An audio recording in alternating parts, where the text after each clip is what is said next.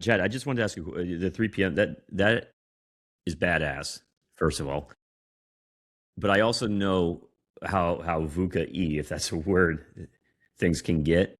Is Mhm. there one of those components that tends to get skipped, or that the inclination or the temptation to skip one of those components when shit gets chaotic? Yeah, when things get really chaotic in an area that we are inexperienced with, um, this just happened with we recently went through a transition from our old legacy on server on-premise platform to the new Plexus cloud platform. So rebuilding the software from scratch and an entirely new infrastructure, we constantly over the past almost 4 years kept running into areas that we were inexperienced in. So the chaotic nature of those scenarios, some of them we were not trained in.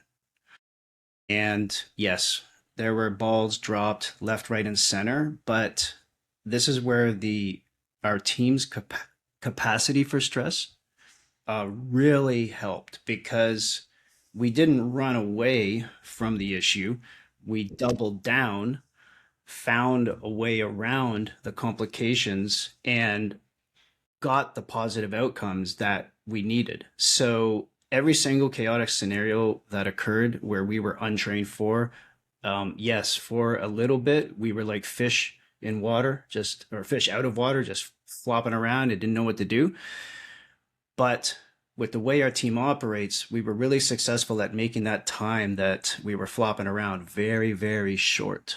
So it, in a way, I love those moments because that's where the team comes together the most. And a team doesn't become an effective team through team building events. They really do become a team through struggles. So the last 4 years, we might have had more struggle than is healthy.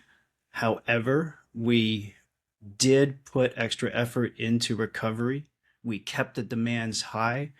And I think as a result, now that we're coming out of it, we have the best team we've ever had. I'm kind of seeing some correlations because in the construction industry, especially serving the trades like you do primarily, there's this incoming, well, not incoming, it's here now, but a shortage of labor, right, or a shortage of talent. Mhm. I think the bigger issue, this is just my opinion, the bigger issue is the lack of wisdom transfer that's going to be happening over the next 5 or 6 years. Yep.